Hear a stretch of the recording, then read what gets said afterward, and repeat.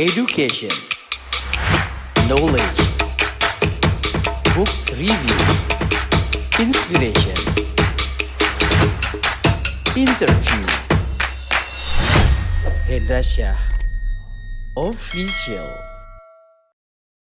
Salam sahabat semuanya, ketemu lagi di Hendra Syah Official di program Sebuku Inspiring Like a Book, dan kali ini saya akan memberikan hadiah buat para subscriber yang banyak sekali mengirimkan pesan di luar Aceh, terutama ingin melihat bagaimana kondisi Museum Tsunami dan apa saja yang ada di dalamnya. Jadi sebagai hadiah buat kalian, inilah Museum Tsunami Aceh.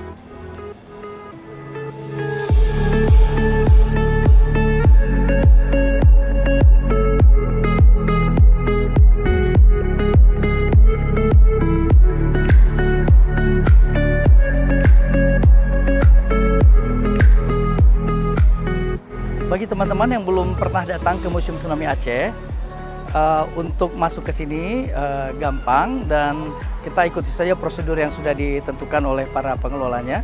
Dan ini adalah jalan masuk ke Museum Tsunami Aceh. Kasih Bang. Nah, kita hanya dibanderol tiket masuk itu 5.000 per orang, jadi sangat murah sekali. Dan kita bisa banyak melihat pelajaran tentang bencana yang terjadi di Aceh 16 tahun yang lalu. Jadi kita masuk dulu menuju ke pintu utama di Museum Tsunami Aceh.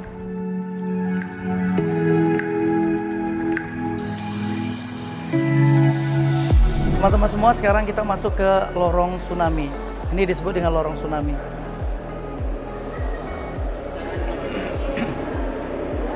Kita mulai masuk ke lorong tsunami ya. Jadi ini namanya lorong tsunami.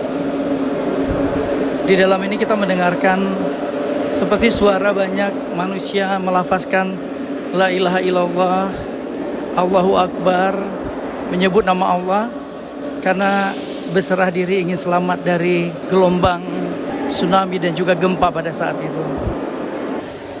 Ini kita sekarang berada di ruang kenangan. Di setelah lorong tsunami ada sebuah ruangan namanya ruangan kenangan. Memang teman-teman, di ruangan ini kita seperti diingatkan kembali pada peristiwa yang terjadi hampir 17 tahun yang lalu di Aceh, 26 Desember 2004.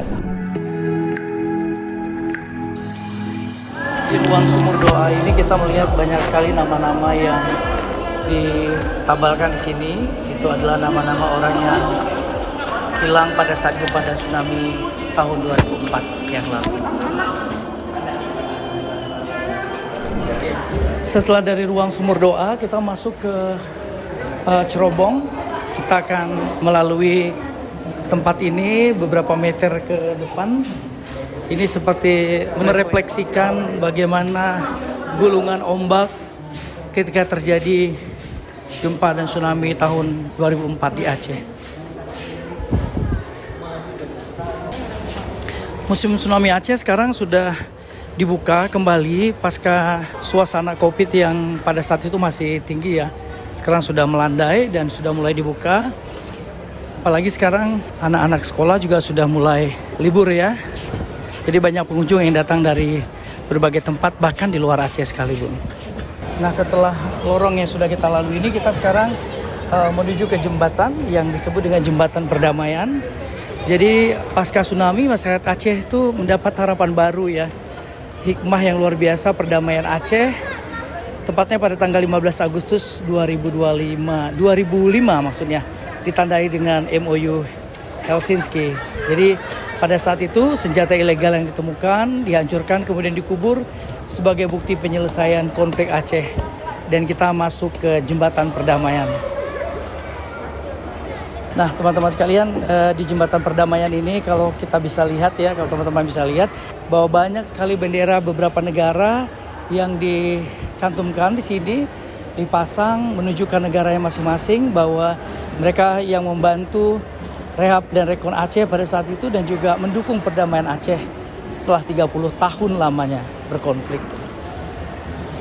Sebagai salah seorang masyarakat Aceh, tentu saya juga merasa sangat bangga sekali melihat ada situs bersejarah Museum Tsunami Aceh yang pada akhirnya bisa menjadi sebuah ruang peringatan bagi kita semua. Nah, kita sudah berada di lantai 2 nih sekarang. Teman-teman, ini adalah ruang pameran.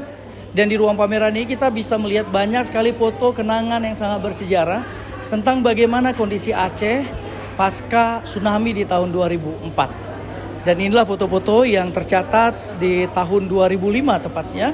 Seperti salah satu foto ini menunjukkan jalan darat pinggiran pantai yang rusak akibat gempa dan tsunami. Kemudian juga foto-foto relawan dari dalam dan luar negeri yang datang ke Aceh untuk sebuah misi kemanusiaan. Dan ini foto-foto yang dipoto oleh fotografer Frans Delian. Nah, kalau di sini ini foto-foto pembangunan pasca rehab-rekon. Banyak sekali makna dari foto-foto ini, terutama kita ingat ya ketika tahun 2005. Dan ini salah satu foto yang sangat mengesankan sekali, di mana seorang ibu setelah 7 bulan setelah tsunami, anak dan ibunya bertemu kembali di sebuah kantor cabang UNICEF di Kota Melabuh. Di foto ini diceritakan kalau anak ini sedang berlibur dengan ayah dan 3 saudaranya di Banda Aceh ketika tsunami melanda. Jadi keluarganya terpisah, kemudian mencari pelindungan pemukiman pengungsi, dan 5 bulan kemudian akhirnya mereka bertemu karena ada sebuah kantor perwakilan negara yang membantu rehab-rekon akhirnya mempertemukan mereka. Dan pada saat itu juga banyak kegiatan dilakukan oleh lembaga kemanusiaan, melakukan scanning atau men-scan kembali database foto di pusat layanan anak, di pemukiman relokasi sementara ya di Banda Aceh, kemudian melakukan pelacakan keluarga mereka di mana, seperti itu.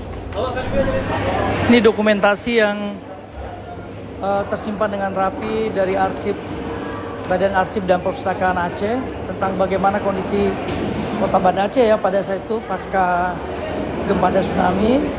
Suasananya masih sangat porak-poranda. Ini suasana di pengungsian. Kemudian banyak lagi yang bisa menjadi pelajaran kita sebenarnya melihat apa yang terjadi pada saat itu.